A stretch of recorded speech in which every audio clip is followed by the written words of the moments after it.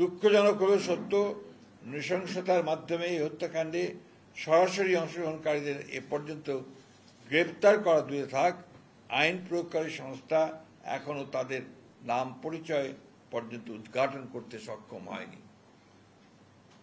তাছাড়াও আমরা বর্তমান সরকারের কাছে এই হত্যাকাণ্ডে সরাসরি অংশ নেওয়া ব্যক্তিদের গ্রেপ্তার এবং দ্রুত বিচারের পদক্ষেপ গ্রহণের দাবি জানিয়েছি।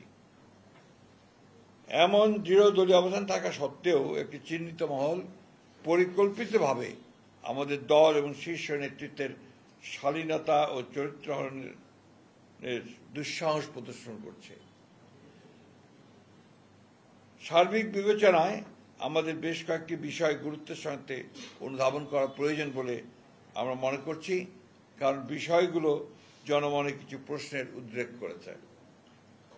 এই হত্যাকাণ্ডের ঘটনা কোনো রাজনৈতিক স্বার্থসিদ্ধির জন্য ব্যবহার হচ্ছে কিনা এবং এর মাধ্যমে আসন্ন জাতীয় নির্বাচনের পরিবেশকে বিঘ্নিত করার জন্য বিশেষ কোনো মহলের প্ররোচনায় এই ধরনের ঘটনাকে অজুহাত হিসেবে ব্যবহার করা হচ্ছে কিনা এ নিয়ে সন্দেহ করবার যথেষ্ট অবকাশ রয়েছে।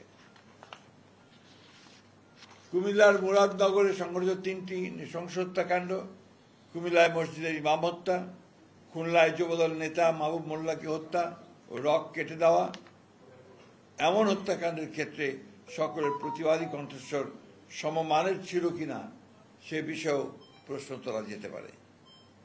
পরিকল্পিতভাবে দেশে অস্থিতিশীল পরিস্থিতি সৃষ্টির জন্য মিটফোর্ডের হত্যাকাণ্ডকে রাজনৈতিক দুর্বিসন্ধমূলকভাবে বাস্তবায়নে ব্যবহৃত হচ্ছে কিনা সে ব্যাপারে সন্দেহ করার যথেষ্ট কারণ রয়েছে। প্রকাশ্য দিবালোকে অসংখ্য মানুষের সামনে আইন প্রয়োগকারী সংস্থার নিকটবর্তী অবস্থান থাকা সত্ত্বেও এমন ঘটনার কোনো প্রতিরোধ না হওয়ায় পুরো ঘটনাটা সম্পর্কে জনমনে প্রশ্ন উদ্রেকের যথেষ্ট কারণ রয়েছে। জনসম্মুখের হত্যাকাণ্ডের প্রতিবাদ এবং প্রতিরোধ ছাড়া বিনা বাধায় ভিডিও ধারণ যুক্তিসঙ্গতভাবেই অনেক প্রশ্নের জন্ম দেয়। পুলিশের বক্তব্য থেকে জানা যায়, গ্রেপ্তারকৃতদের জিজ্ঞাসাবাদে এই ঘটনার সাথে সংশ্লিষ্টদের রাজনৈতিক পরিচয় সম্পর্কে কোনো তথ্য উদ্ঘাটিত হয়নি। মাত্র গুটি কয়েক সন্ত্রাসী দ্বারা প্রকাশ্যে এমন হত্যাকাণ্ড সংঘটিত হওয়ায় মাত্র 1 বছর আগে সংগঠিত জুলাই গণঅভ্যুত্থানের চেতনার সম্পূর্ণ বিপরীতে আইনের শাসন ধ্বংসের ষড়যন্ত্র বলেই বিবেচিত হতে পারে।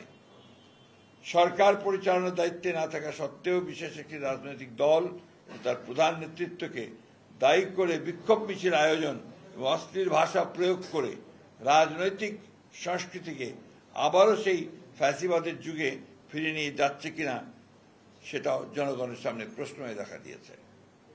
দেশে সুস্থ ধারা রাজনীতি প্রতিষ্ঠার গণ আকাঙ্ক্ষার বিপরীতে পরিকল্পিত অপপ্রচার, অশ্লীল স্লোগানের মাধ্যমে আবারও ফ্যাসিস্ট হাসিনা আওয়ামী লীগের কণ্ঠস্বরেরই প্রতিধ্বনি শোনা যাচ্ছে।